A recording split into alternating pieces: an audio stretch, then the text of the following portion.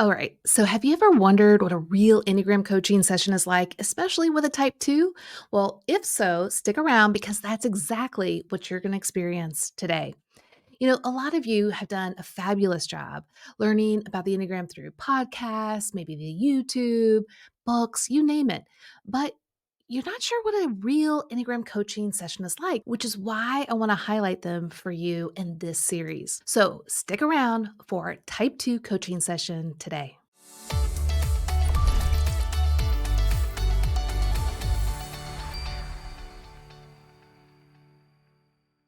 Hey everyone, it's Beth McCord, your Enneagram coach, and this is your Enneagram Coach, the podcast, and we're here to help you to experience the transformative power of the Enneagram through a gospel-centered perspective to help your own personal growth and relationships.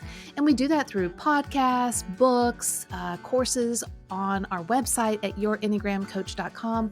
But we also train exceptional Enneagram coaches. They are well equipped to take you on a personal journey of growth and understanding so that it's not just for your own personal growth, but it has ripple effects in your relationships as well. If you would like to have your own personal Enneagram coach, go to myenneagramcoach.com. Now, some of you are Enneagram enthusiasts and you can't stop talking about it and helping others with it. If that's you, then get our mini course. It's free and it gives you a look or a sneak peek at what our Become an Enneagram Coach course is like. You can get that at yourenneagramcoach.com/mini course. Well, like I said, today we're going to dive into a coaching session with a type 2. Now, if you're not on YouTube, you might want to head over to our YouTube channel and watch it there because I'm going to take this type 2 through the first guide sheet for their type. So, as I train coaches, we give them tools to help them to coach. And part of that are these guide sheets. And it helps the coach guide their client as the client learns more about them and develops this foundational perspective as they explore themselves. So that's exactly what you're going to experience today. With that, let me give you the background on the type 2 that we have today. Now, I did get permission from her to release this as a podcast, so don't worry. But today, our session is going to be with Valerie Orr. Now, like I said, she is a type 2. And not only that, what's really intriguing is that Valerie is also one of our certified Enneagram coaches, a pastor's wife, and a mom of 3 boys. You know she's busy, living in northern Michigan. Now, she loves a good cup of coffee at a good coffee shop, spending time outdoors, baking, and good reality TV shows. Now, what is amazing that you're going to see is that even with an Enneagram coach, someone who's an expert with the Enneagram, there's so many amazing things that happen, so much clarity that comes from an Enneagram coaching session. Now, you might be sitting there going, yeah, but Beth, she knows the Enneagram. I know. And that's what's going to be so intriguing about this coaching session is that even when I take well-seasoned Enneagram experts through these guide sheets, through the lens of their life circumstances, their story, so many aha moments come to surface. They're really surprised. And the reason is they're bringing up where they're stuck, what situations they're encountering that they need help in. And so then we bring the tool of the Enneagram and show them and highlight the things that might be really beneficial for them, these aha moments. So today, that's what we're going to be doing with Valerie. And I hope that you're really going to just sit back and enjoy this coaching session, seeing how Enneagram coaching can help unlock so much and bring so much clarity that people are able to grow at an accelerated pace. So with that, let's dive into today's coaching session. Hey, Valerie, it's so great to have you today. Thanks for being here and doing this coaching session. Hey, Beth, thanks so much for having me. I'm so excited to be here. Yeah. Okay. So we're going to dive into the first guide sheet of your type, which is the type 2. And what we see on the screen here with the guide sheet is 5 words that kind of really explain the 2 kind of from a healthy to a less healthy place. So I'm going to read them and then I would like as I'm reading just to really kind of get a sense within yourself like what really is sticking out. Like what kind of is a gut punch or like oh yeah. So let me go through these and then let's kind of see what really pops up for you. Okay. So the type twos can be thoughtful, they're generous, they're demonstrative, they're people pleasing, and possessive. So which ones really popped up out for you? I like the positive words there, the Yeah. thoughtful, generous, all those kinds of things are nice to hear and seem pleasant, but, definitely relate to the people pleasing, and at times, definitely to the possessive as well. hmm And when you hear the word people pleasing itself, like what comes to mind first? I think it's just wanting to keep everybody happy, but not in like wanting everyone to be happy with me is really more specifically what it is. So it's just hmm wanting to know that I've done well by people. Yeah. That's such a great distinction because, as a type 9, I just want people happy.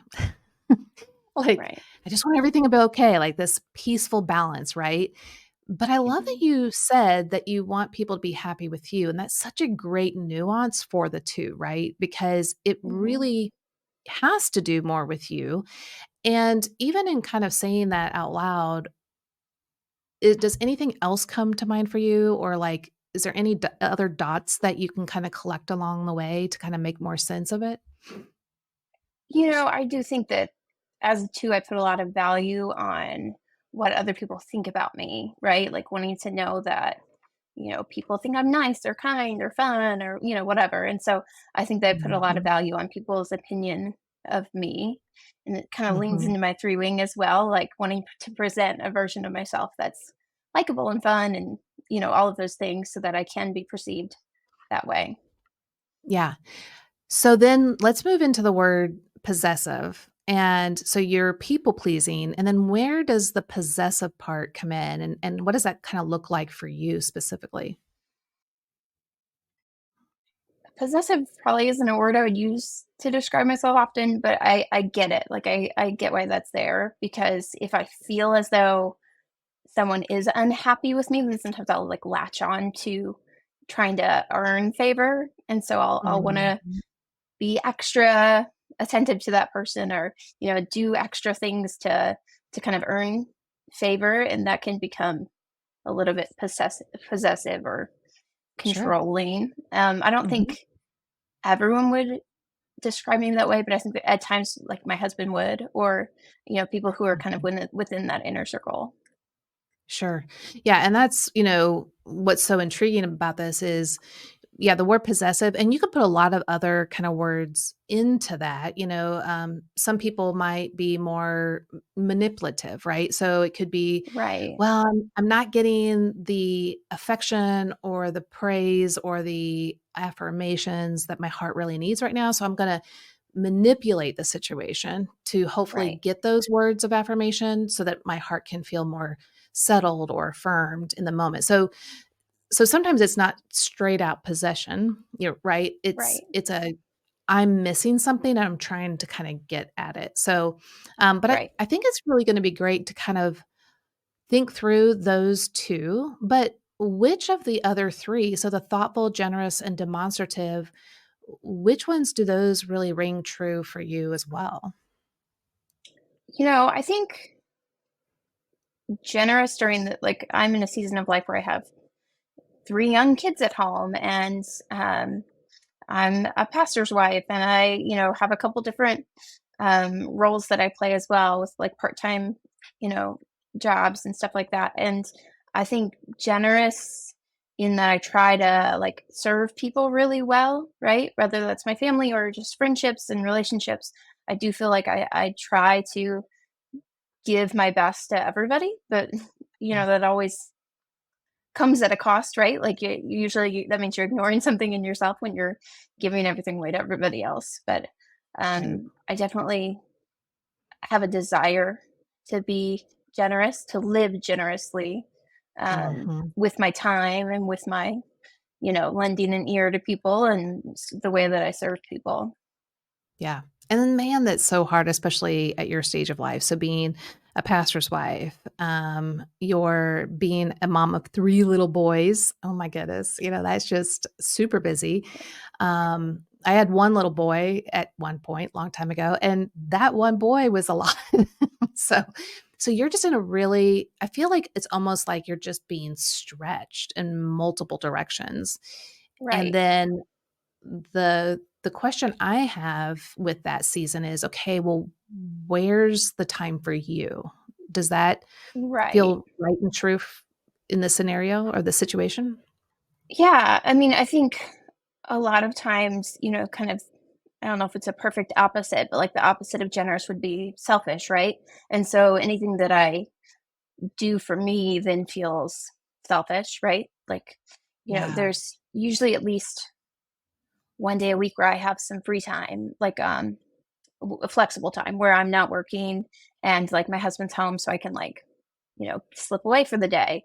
And he'll Yeah. always be like, go have fun. And usually I'll be like, well, I did this and I did this and I ran this errand and I picked this up. And, he's like, stop running errands and just go do something for you that Yeah. you want to do. And I find it so hard to do that. And sometimes I'm like, what is wrong with you?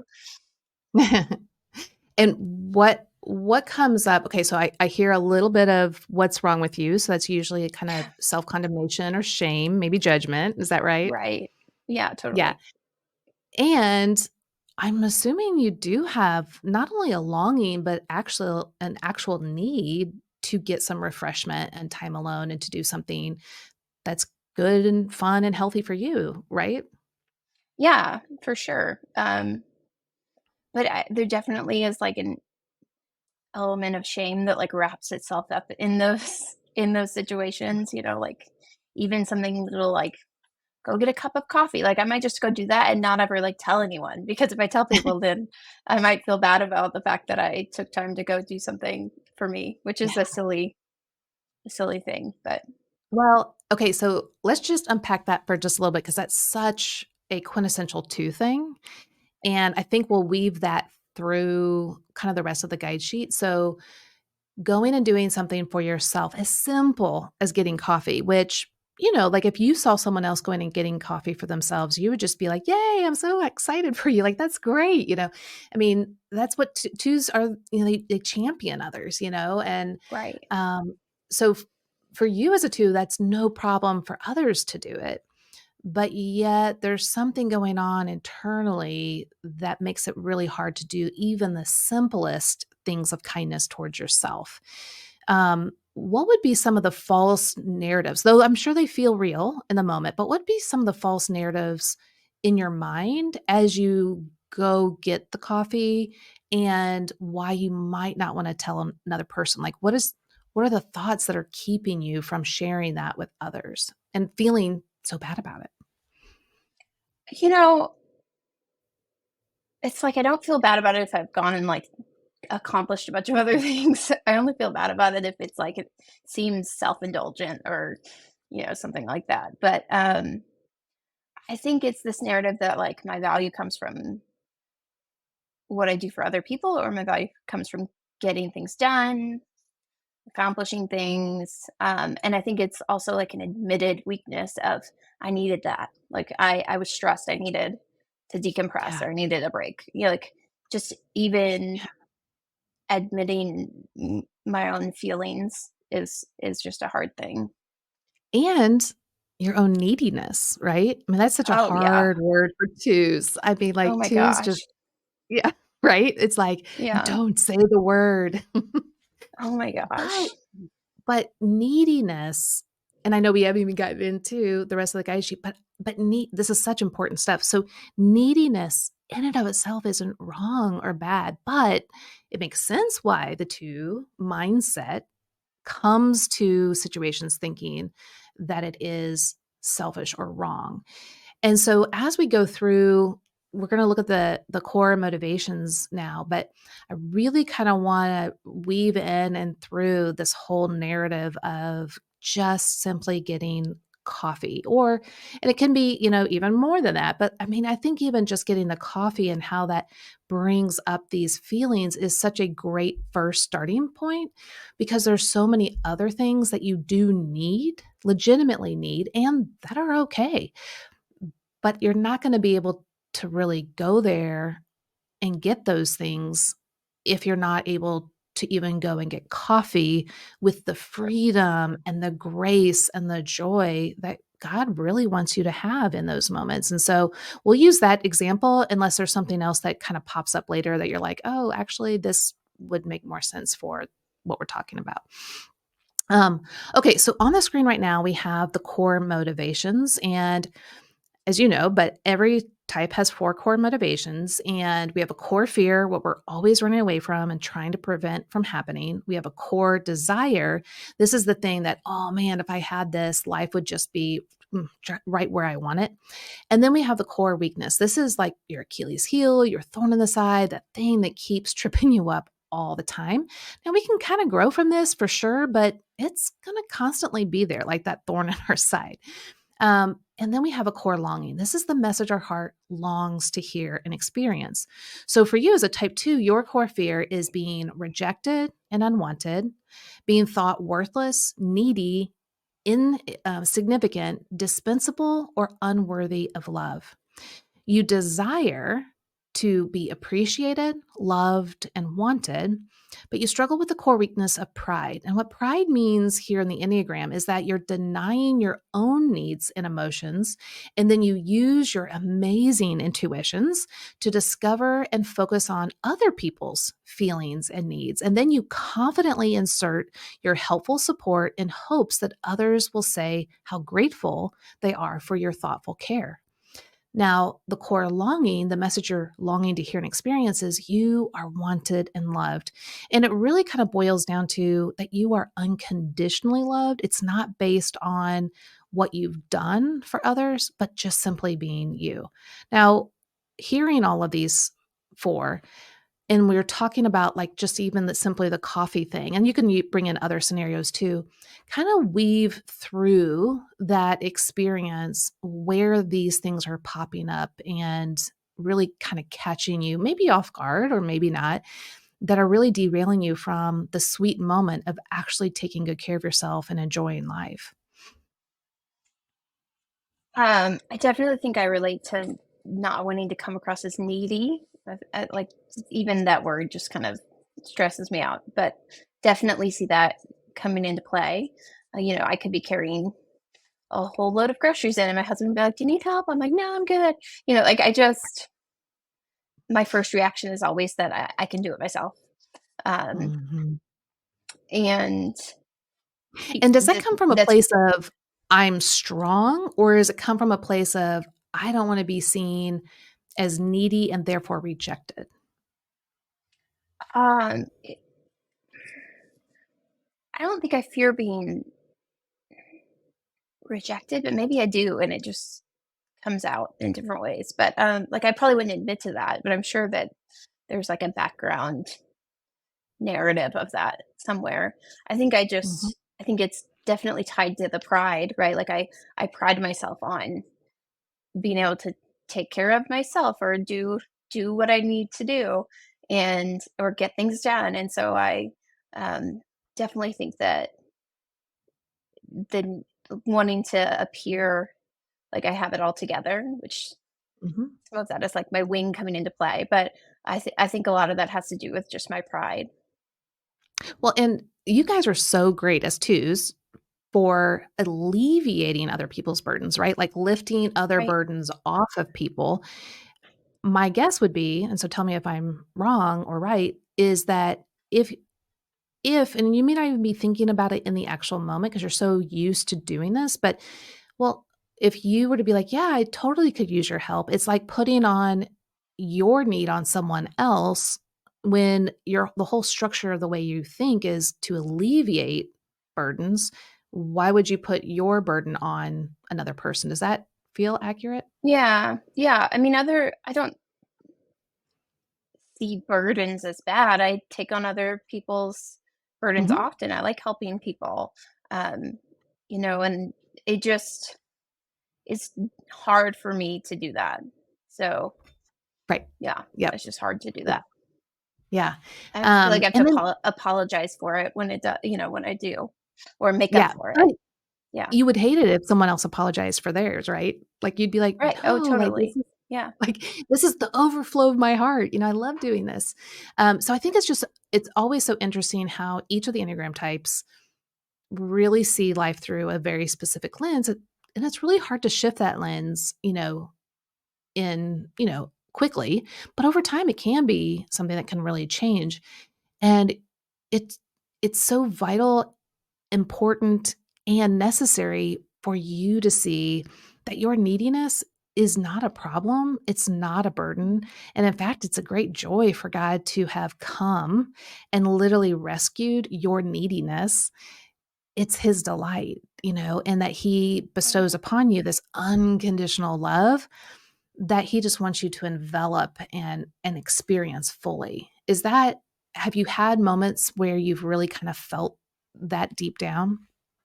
And if so, what was that like? So I'm in this season of life where like I can't meet all everybody's needs all the time, and there's always like 20 people who need me, right? Like Right. even just in my house with my like kids. And so I'm in this season where I stubbornly want to do it all myself. Um, and I want to meet everybody else's needs, but I really can't do that. And so it's very humbling and I don't like it because I just always feel like I'm giving half effort to everyone. And I don't think anyone else would say that. It just, in my mind, Mhm.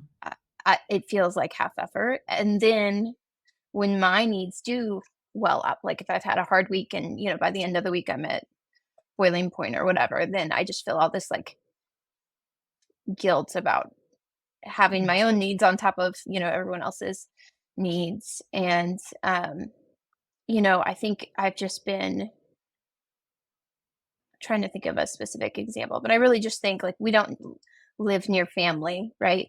And so we really have to kind of rely on the village of people around us a lot. And there have been times in this last year where, things have come up and I've just really had to call out for help with other people. Like, I need somebody to watch my kids, or I need somebody to do this or that, do that. And it's been sweet to see the Lord provide that in a way that has just allowed me to accept it. And, Him humbling me to the point of just knowing I need to accept people's help. And it does feel good, and it feels intimate. Like it feels very um, unnatural to me in some ways, exposing. But I think it's really good for the type two to be in that place too. I love that. That is so Yeah. cool. Yeah, I mean, and like you said, God has put you in a place where you have to go there, but yet he's also given you the ability to enjoy the sweetness of the community and the intimacy. I think that's just really Yeah. powerful. Hmm. Okay, so we're going to move into the next section on the guide sheet. And this really is just an overview of your type. And so I'm going to read it. And then again, whatever really pops at you. And there's going to be some highs, like some great parts of the two, and then the struggles. And so I want to Right. kind of weave all of that in.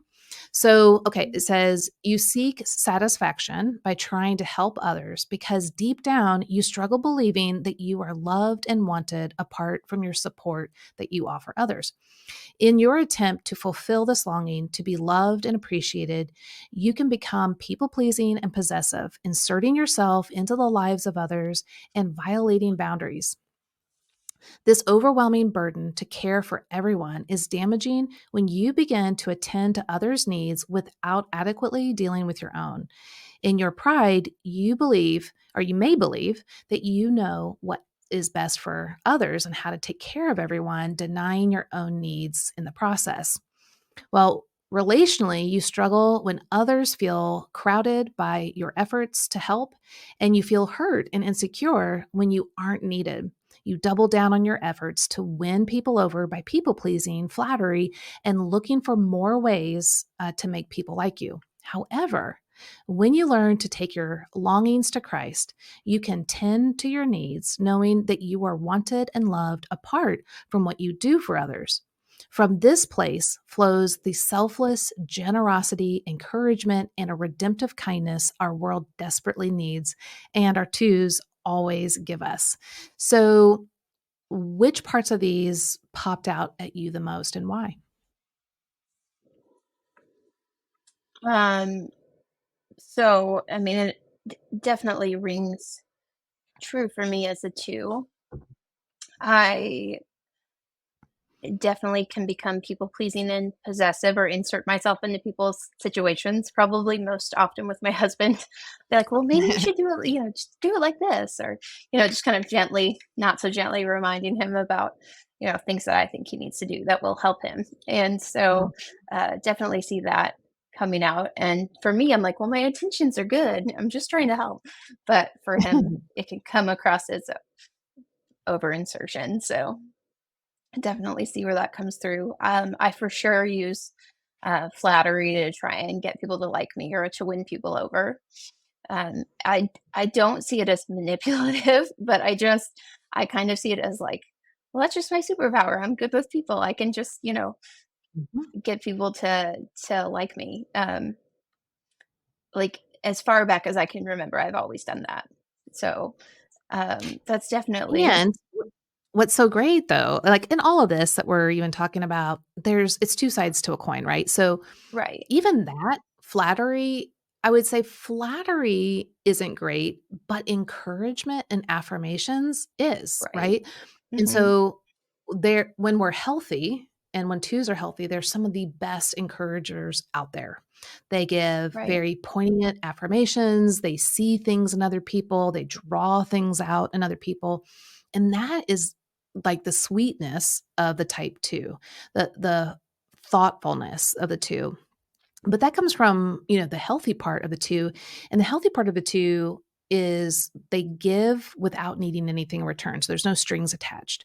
Flattery, on Right. the other hand, is, like you were saying, like a form of manipulation, like, I Right. feel a great emptiness inside and I need something or I'm not getting something from someone, and so I'm going to go overboard in some form or fashion, Hmm. hoping I get something in return. Would that be fair to say? Right. Yeah, yeah, definitely. And I think at my best, I see that. Like I see where offering warmth and being a great listener or, kind of the intuition I kind of have about sensing people like something's not right with that person. I should check in with them. Those kinds of things. I think my perception of people's emotions is very high, and so think I'm very good at that, and that's where it can be used well Mhm. to make people feel comfortable and to you know bring just warmth to a relationship. But I definitely know that at times I use it more for manipulation than for good.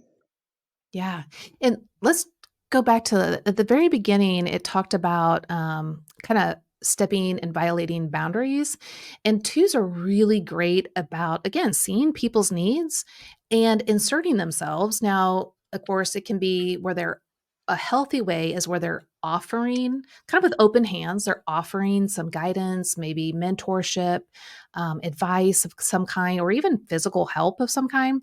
But it's with Mhm. open hands. It's like, well, if you want this, here it is, great. And if not, okay, no problem. Because they're secure in their own value.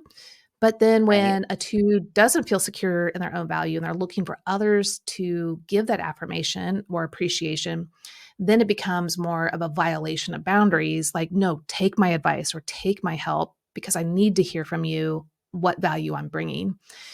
And so, give me an example of how those two different forms show up for you. Um, I definitely think that, like, with age, I've gotten better at the, like, steady resoluteness of take it or leave it kind of Yeah. situation. I don't know if that just comes with age. I just turned 40, so I'm like, does this come with age or is this just, the stage of life I'm in where I don't have time to care so much? Right. But I definitely think that I have gotten better with that. I think in my relationship with my husband, I see the pushiness of it a little bit more, where if I think that I have something to offer that will be helpful, then I am a little more annoying, I'm sure, with pushing my agenda because I'm just trying to help. And if you would just listen to me, then, this would be good for you. But And definitely not always helpful. and when people don't listen, especially when you're in that particular state, does it feel like rejection then and that you're insignificant? Yeah. It, I think it feels like, um, a little bit like rejection, Mm, like people dismissing your idea, that, or that they don't value what you have to say. mhm, yeah. And then towards the end, let's see, as you are more secure in who you really are and the loveliness that you hold just as a beloved daughter of God, how do you find, I guess, the sense of freedom from the needing affirmations and encouragement and value from others externally, where it actually comes from within? What does that look like and feel like in your life? You know, I think there have been definitely different seasons of life where I've just had to rely on the Lord and where I've just had to like sit with the Lord through hard things and just be like, I am frustrated or I am Mhm. hurting or lonely. Like that's a big one for me. Like, in different seasons where we've moved somewhere new and I don't have like my comfort people there, like just having to really rely on the Lord to fulfill those needs. It's Yeah. just humbling. And so I feel like I've at different seasons really had to grow in like allowing him to bring me comfort. Yeah. Yeah. So I want to go back to, before we go to the backside of the guide sheet, I want to go back to that whole thought of neediness and, just how for the two it feels, Do we have like even to? I know. It's so interesting how all the 9 types have like these certain words that really sting. And for 2, it really Mhm. is neediness. But I want to bring it back because I think you're going to find, as I kind of unpack it a little bit, my hope and my prayer is that you would feel a sense of great freedom and the joy to literally follow Christ's example. So, the reason why I say that is Mhm. most people in our Christian bubble or sphere will say things like, well, just be Christ like, like give of yourself, die to yourself, So it's just this ongoing emptying of yourself to others. Right. And that's actually not what Christ did. And now he did obviously offer himself. And of course, on the cross, he did pour himself out.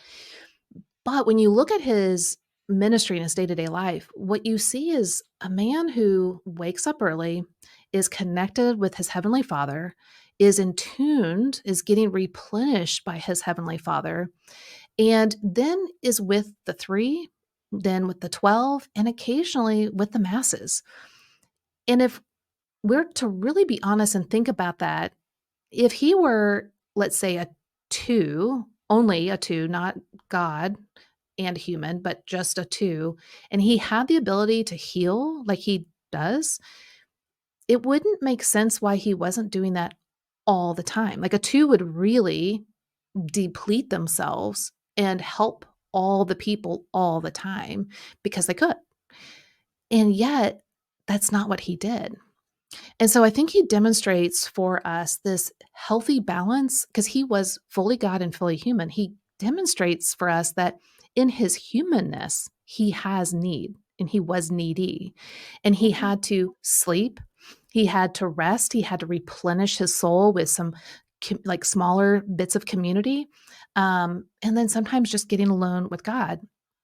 And that can just, I think when we paint that picture that a man who could have been busy healing all the time and exhausting his human body chose to do what was actually healthy and recognize his neediness and lean into Mhm. it. What what does that feel like hearing that? And yeah, what does that kind of do within you? um, like it's so silly that like rest seems hard, right?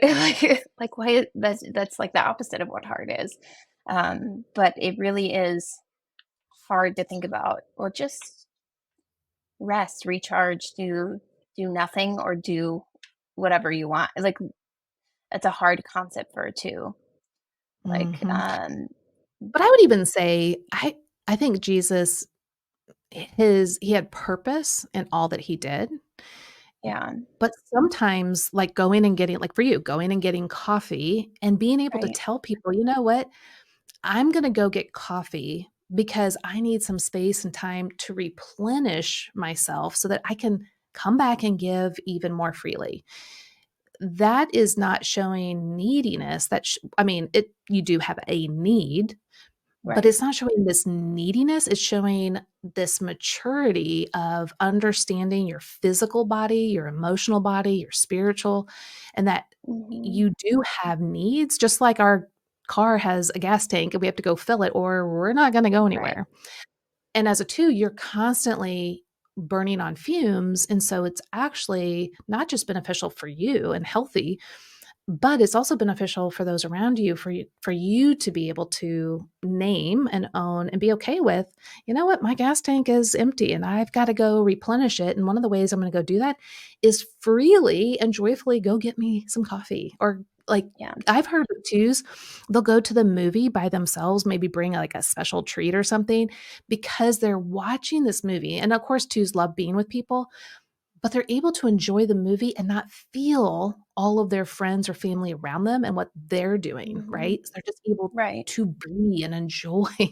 And Yeah. and so I would I love think for that's you why, to like, as an extroverted, like, I am an extroverted too, but I do really enjoy alone time, and I think I enjoy that alone time, not because I need to, like, recharge from people, but because I feel like I can just, like, take a breath when there aren't people around, and, right, I don't feel drained by people necessarily, but I definitely think that there's a difference in being alone and just knowing that, like, I'm on my own time.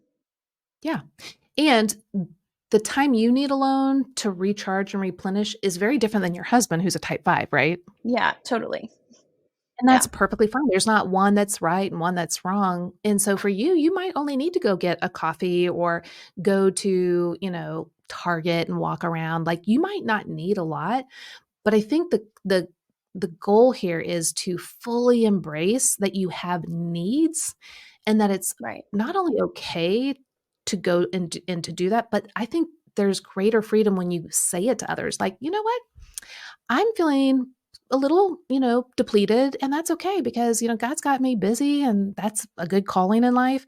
But I'm going to go and just see if I can't replenish some of this by doing a few things and then, I'll be right back at home but I think the saying it to others and then naming it will be really interesting to see Yeah, if you're able to more embrace your needs versus seeing it as neediness. Does that make right. sense? Yeah, or I think about, like, I recently had a birthday and, it was a big one, so, one of my good friends decided she was taking it upon herself to, like, throw me a birthday party, right?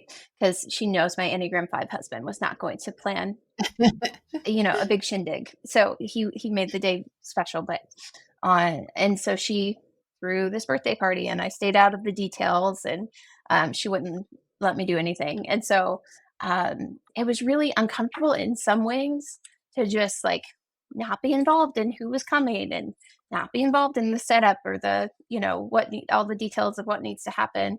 But it was just so fun, and I tried to like remind myself like just enjoy it, like don't Mhm. downplay it, don't like be shy about it, just like indulge in enjoying that day with those people. And it was so fun, and I'm so glad that like I was able to do that. And she got on to me once or twice when I was trying to clean up at the end, and some of those kinds of things. But it was just recharging in a different way because it was special and it was about me. Um, and I, you know, tried really hard not to feel bad about any of it. Yeah, I love that. And that I would say hold on to that and the feelings Yeah. and the thoughts and the wrestling. We're always gonna wrestle. Like, Oh, totally. Yeah. it's not like, "Oh, we've figured it all out," but that you were really going there and Yeah. thoroughly enjoying the love that was being showered on you. And I just think, Mhm. wow, that's so great. And that you were so present in it and just knowing that the push and the pull within. That is Yeah. really beautiful, especially to do it It on your birthday, which really is an important day for twos, to celebrate right. others on their birthday, but then to have someone truly celebrate you and then to fully embrace it. Wow, that is Yeah. awesome. It was I'm fun. so glad. Yeah, I'm so glad you were able to do that. Okay, so we're gonna go to the backside. And on the backside, we have the Enneagram paths, and there's 4 boxes. So for those that are just listening and they're not seeing this on YouTube, there's 4 boxes, and they have Enneagram symbols in there. And we're really talking about the two lines that are going from 2 to 8 and 2 to 4. So the first box is the stress path, and this is when a type 2 moves from the average to the unhealthy parts of type 8. And when that happens, the 2 can become irritable. If your love or support, advice, guidance, whatever you want to call it, is ignored or rejected. So, kind of a little bit more fiery, irritated persona is going to start to rise up. And then the 2 might start becoming more controlling, aggressive, demanding reactions towards others. And so they're looking for a very specific reaction or words from other people, and trying to kind of control that situation. And then they're going to threaten to withdraw their support and care. So, another form of manipulation, but it's a little bit more aggressive, sometimes passive aggressive. And now, eights aren't passive aggressive, but the two is going to use kind of this aggressive stance and not try to be as upfront about it. But then the last one here says manipulate and blame problems on others. So, which one of those really pops up and is true when you find yourself in a really stressful situation? I never do this. Yay! You're Um, amazing. yeah. No, I've always known I'm a little bit bossy, and it wasn't until I learned about the Enneagram that I really figured out that it's, this 8 path that kinda comes into play. Uh-huh. Um, man, it is just it's I definitely see this come out in me if I feel like someone has ignored what I, like, asked them to do, even if it's, like, an indirect ask, right? Like, you've walked past the trash can 4 times and you saw it was full, but you didn't empty it because I would empty it because, I'm thoughtful and I'm thinking about everyone else, and so I get frustrated then and will be a lot more, like, direct if, um, I feel as though someone hasn't served me in the way that I serve them, but I want them to do it Mhm. without me asking them to do it, which is a whole 'nother Right. thing. Yeah, and my Enneagram 5 husband won't do anything unless you ask him to do it because he's just not gonna pick up on it, and so, we have Yeah. these moments all the time, and he's like, "Calm down, why are you being so, you know, up in arms about this?" And I'm like, "Well, because for me, it's been ignored, or it hasn't been seen," and then I get frustrated.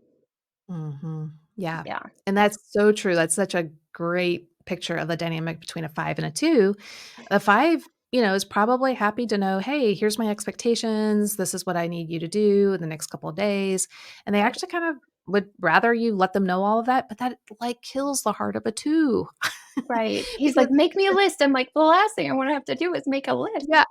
Yeah, Yeah, because 'cause you're noticing everything, and you just wish that others would notice and move in and help and serve in the way that you do. It just feels so right, natural for the 2.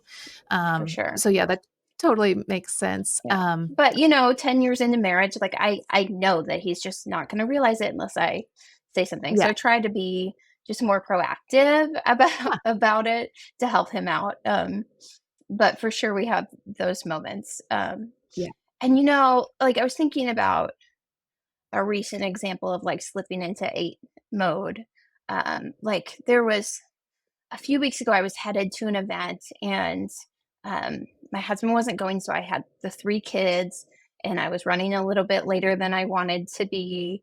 and I was supposed to be bringing something to the event. And so I'm like walking in, 3 kids in tow with pizza boxes, like coming in a little bit late. And so I'm already like frustrated. And I walked in and somebody was like, "Are you okay?" Before I ever like got over the threshold. And I got kind of snappy in that moment. And it's because I felt like I was being called out for being needy. And then all of a Mm, sudden I was like, oh, that was an aggressive response. They were just noticing that I needed some help. But for me, it was like a sign of weakness. Like I felt weak or right. exposed. And so I like snapped at it. And I Mm. ended up having to apologize to that friend later because I'm sure it caught her off guard. But it was just like that feeling of, I don't know, exposure, I guess, for me Well, just caught yeah. me. That's a beautiful example of this because the eights don't wanna be vulnerable, Right. controlled, called out. Yeah, they'll get very much on the defensive to be on the offense as well. And Right. so, yeah, I love that. And I know also twos, especially when it comes to their children, can become mama bears. And like when they're stressed or something's not going well, they'll really step in with some great force. And that's where this, 8 spot can come up. Does that feel maybe you haven't had incidents where you've had to, like, really step in. Um, does that ever Like feel to true? protect my children or something Protect like that, or it could be physical, but it could also be, like, maybe there's, other kids that aren't being nice or parents that aren't being thoughtful or teachers. The 2s can be yeah, really strong, and on a positive side, they're strong advocates, and then when it's a right, negative side, it's mama bear who's, like, coming in full force. right. And I have the background in teaching. I was a teacher for like 12 years, and so I try with my Right. kids to like look at things through that like educator perspective, um, and not overstep. But there have definitely been times where like, things will happen at school or I'll disagree with the way something's handled where I don't mind asserting myself. And twos Yeah. don't really like conflict, but I feel Mhm. like conflict where I feel like I am protecting or like stepping up for someone else is easy for me Mm. to do. So Yeah, if I feel like I'm there to protect someone else and that's my role, then yeah, conflict doesn't bother me then. yeah, and we'll get into because that sounds more like the healthier part of 8, and we'll get into that in just Yeah. 1 second.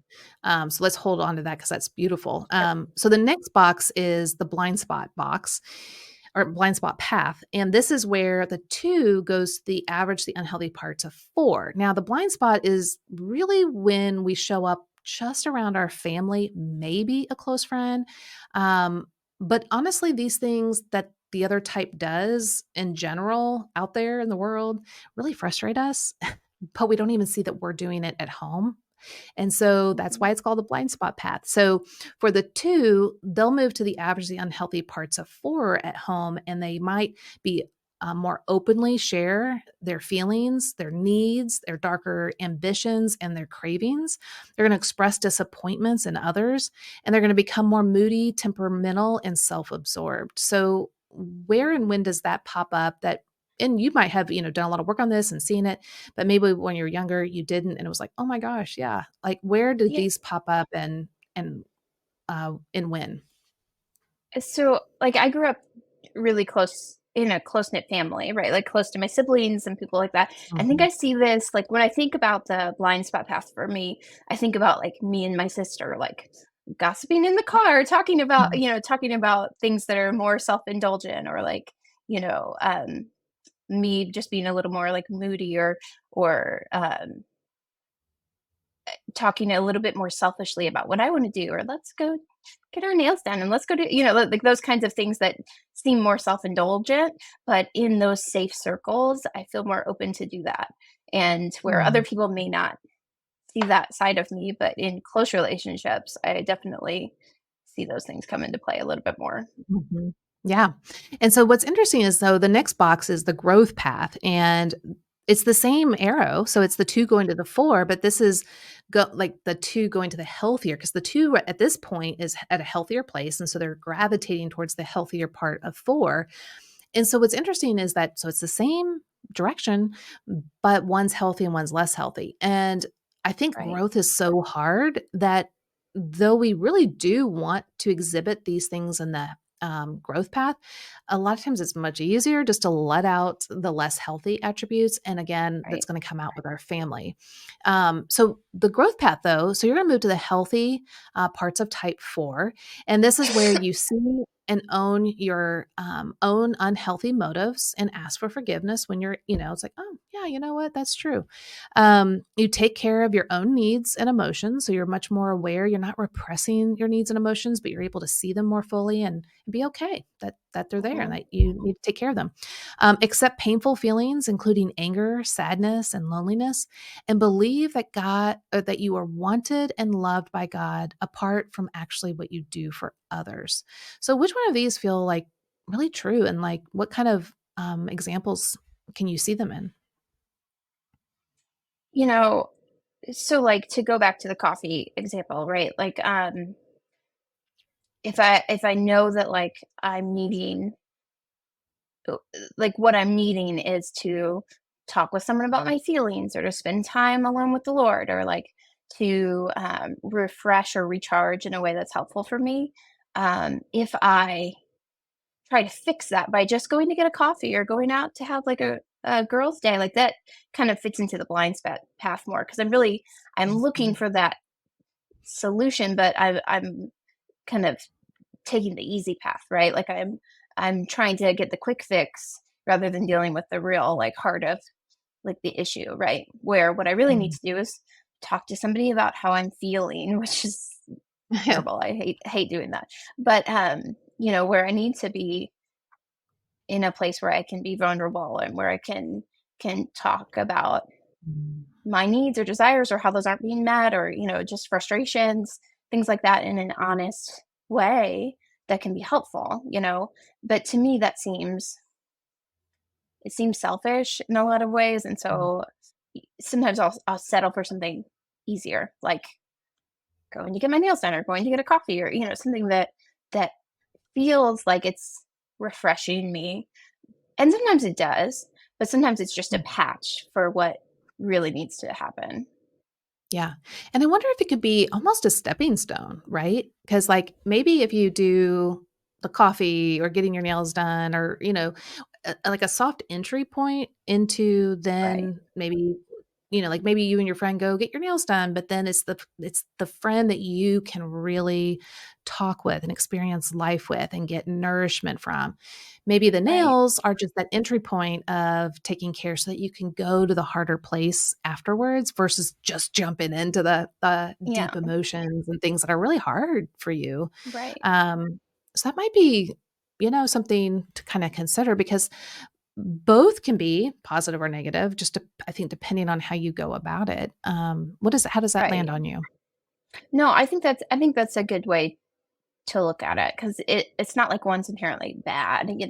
I think just eh, putting in the deep work, right? Like that's not always going to come as easily, and so being mindful of, okay, don't stop short of what's actually going to be helpful. Right, So I right. think I think that's good. Okay, so then the last box is the converging path. And so here we are in the growth path. So you're at a healthy 2 place who's taking on the healthy 4 that we just talked about. And the converging path is when you bring those 2 and going to the healthy part of 8, they're all kind of converging together. Now, moving to the highest, healthiest side of 8 is super hard, but it's super Mhm. beautiful. And this is where you're going to express your emotions in a balanced way. You're not going to be passive aggressive or manipulative. You're going to shift your attention to what God thinks of you and not just needing it from others. Though, hey, if you get it from others, amazing. That's awesome. But it's not that you're needing it for this kind of internal survival. And then you're going to become more independent and self affirming. So, how do those land on you and what are you feeling? I mean, those things sound wonderful, and I think we touch on them at moments. I don't think any of us live in that converging path all the time, um, We wish we but could, oh right? my gosh, yes, like just the idea of like the steady settledness of like Mm. not being swayed by the opinions of other people, or like I stand pretty strongly on conviction, right? Just in my personal life. And so I I don't feel like I am swayed by like those social norm kind of things or whatever by society, but I think I the people pleasing plays such a role in my narrative, right? Like I'm always Mhm. worried about, well, that person's probably mad at me now, or like that Mhm. person looked at me funny, or all these kinds of things that are kind of always in the mind of it too. And I think the settledness of, I can be who I am, and I can trust that like the Lord delights in me and cares for me, and so I don't have to worry about the opinions of other people. I think that is the strength of an 8 that I admire and that I would want to be like for sure. Yeah. And so we have one more thing that we're going to talk about. And so as we go to that, I want to kind of wrap this all up. So we were talking about learning how to understand what your needs are and then moving into those needs without feeling needy, and that it's okay to fully Mhm. express what they are, and then to own them, to not feel shame or judgment from yourself or really take on the judgment or shame of anyone else, even though a lot of times they're not even doing it. But of course, then our mind starts thinking they're doing it. But just laying that aside, and so I wanna take all of that into kind of your real life story right now. So here you are, you're a young mom with 3 little kids. You are a pastor's wife. There's lots of people that need you, and that's a good thing. But then you also have the Enneagram coaching business that you started and that you've really loved. Mhm. But as you had told me, previously, before we got on here, was that sometimes it just feels like it's selfish because you enjoy it. It's part of what you want to do in love. And even though you know you're helping that person, because it also is joined with your own passions and desires, a little bit of that feeling of selfishness pops in. Does that sound right? Am I saying that right? Yeah, yeah, for sure. I got certified as an Enneagram coach a little more than a year and a half ago, and when I mulled it over and thought about it for a long time, and wasn't sure if it was the right timing, or all the investment of it and all of those things. And a big part of it was that it felt a little selfish to go chase something that Mm, I wanted to do or was interested in. um and what if it didn't work out? And to me it seems like a passion project for me to just go chase after. And there were parts of me that struggled with that, but it really has been a huge blessing. I've had full support of like my husband and you know people like that behind me, and so it's been really neat to be able to see the Lord use that and use my giftedness through that process.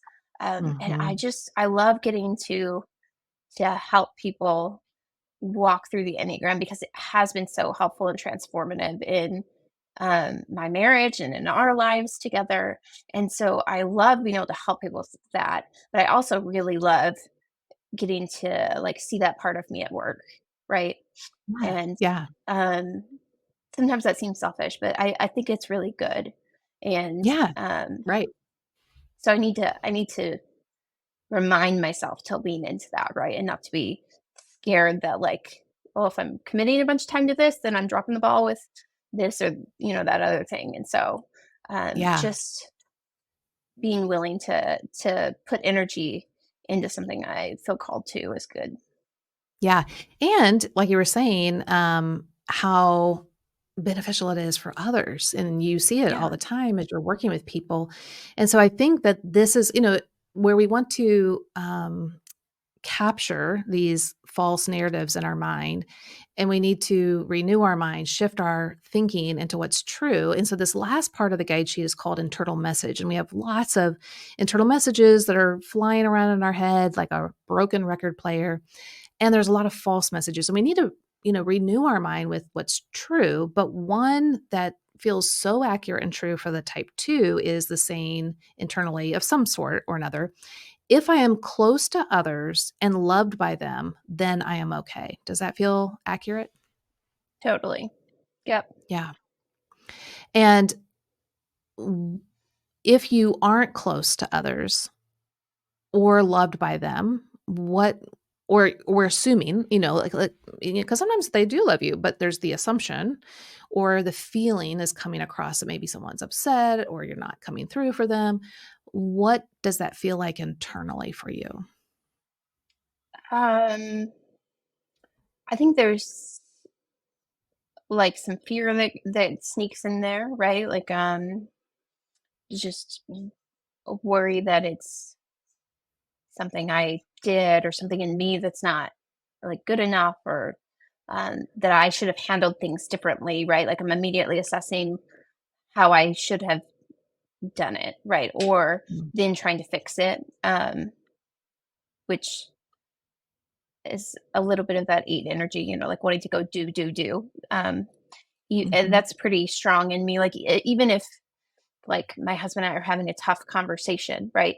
I'll want like the urge within me during those hard conversations isn't to sit in the hard conversation. It's I need to get up and do the dishes, or I need to actively go move my body because I kind of move into that body space at the eight. Mhm. And I feel like I need to be doing something. And so part of that, then I think that's where that manipulation or people pleasing kind of slips in, because I feel like, well, I need to do something to fix it. Does that make Yeah. sense? Oh, yeah. Absolutely. Um, and so, like, there's questions underneath here, then we're not gonna necessarily go through them, but they're contradictory statements, basically, or questions to really help us to know, okay, wait. So the first one is, does my value and worth really depend on people loving and appreciating me, or does it really come from God? But then also like, well, how do you really know if someone's loving and appreciating you? Just because people say words doesn't mean they're actually feeling it. But then also, how much do you need? And, so there's just all these questions of like, how do you know you're connected with people? Because some people will look nice and then they're not nice behind your back. It's like, so Right. how do we actually know we're fully okay? And of course, being a pastor's wife, I know that you're like, oh yeah, I totally get it. My my fulfilledness and my joy come from being secure with Christ. And but beyond that, I think it also comes from experiencing the closeness of him that goes in and through you. And I can see how being a Right. mom is part of that, being a pastor's wife is part of that, and then being an Enneagram coach. I think the challenge with the Enneagram coach piece is that it is and not that you aren't choosing to be a mom or to be a pastor's wife. Those are definite choices, but this one over here, the Enneagram coaching one is really more of your passion, your delight, like what you're choosing versus someone else coming in and saying, "Hey, can you do this?" or "You have to do it." Um, Mhm. and so that is more of a conundrum for the type 2 is you're just choosing to spend time maybe away from the people in the church or your family to set aside time to do this coaching work, which definitely has benefits for the people you're working with. Yeah. But again, that false message of, but is it selfish? And kind of hindering you from moving forward after kind of talking through this whole um, guide sheet, of feeling people pleasing and, the fear of, not being wanted and loved, and then kind of weaving all of this through, where do you feel like you have aha moments and moving forward with the Enneagram coaching versus it coming through the lens of selfishness? How can you change the narrative in your mind to give you great freedom? Yeah, I feel like that's something I've been working through, right? And have kind of just most of the time I do this well, where I just am trusting to like that affirmation in how it's gone so far and how much I enjoy getting to lead groups and teams and people through Mm, this tool, and the support of my husband and even our church and all these people who've kind of rallied behind or been excited about what I'm doing has been helpful. I mhm. think it would be different if I felt like there were a lot of pushback from that. I think it would be harder for me to um, Sure. stay the course or whatever. But I think that I've had to just remind myself to trust that like this is what I like. This is something that I do feel like is important, and I feel called to do that. And I am, you know, being affirmed by the people around me. And so I can just be confident in that and just continue to work toward that and to just enjoy what I get to do. And of course, Yeah. there's those moments where something else pops up and all of a sudden it seems selfish to do these things, like a day where I have something planned, like a session or a, you know, something, a workshop or something. And then one of my kids is needed that day, or, some extra stuff at church pops up. But I think just reminding myself that like, this is important work too. And it's not selfish to be passionate about something. Yeah. Ah, that's exactly what I was longing for you to get to, because I think people need you. They need your guidance, your expertise, your life experience. Like all that God has done up to this point has been for a great purpose. And it's not Right. selfish. It's a beautiful representation of the work he has been doing this whole time and will continue to do.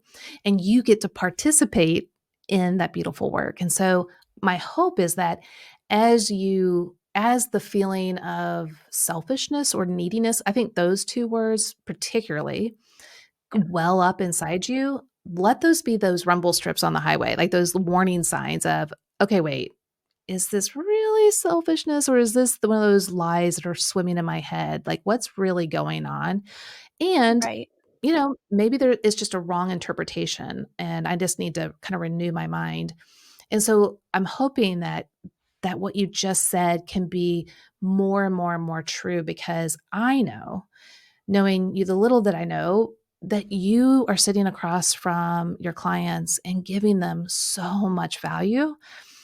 It saddens me to think that the false narratives of, "Oh, am I being selfish?" or, "Oh, I should, be doing other things, not this one thing," because then that's keeping you from giving of yourself in such a beautiful way, and it hinders others from experiencing it.